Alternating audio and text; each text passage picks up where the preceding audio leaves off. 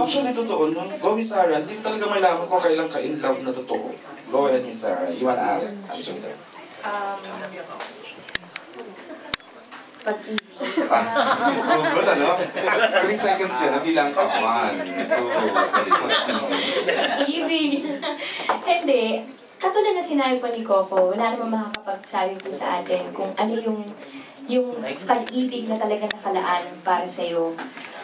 Pag ikaw nagmamahal, syempre gusto mo mag-last for a lifetime, diba? Forever, ibibigay mo yung 100% na pagmamahal mo. Pero syempre, alam mo din kung paano alagaan din yung sarili mo. Ano ba yung sasabihin ko? Tama, you're going good. Doing good.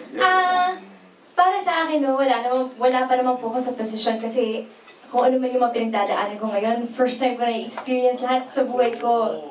26 years old na ako. 26 years old na ako, pero first time ko na-experience lahat to. Basta ang importante lang siguro, you seek guidance kay Lord, di ba?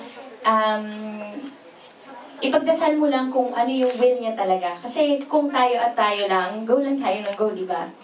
Lalo na kapag nagmahal tayo na talagang paglalaban mo. Pero pagka talagang si Lord na yung nagbigay ng kanyang, ano ba tawag? Senyales. Senyales na anak, tuloy lang, anak, tama na.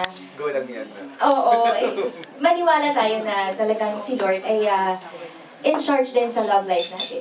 So, Tama. Alam mo, Sars, okay lang 26. Ako 44 na, hindi ko pa rin sigurado eh.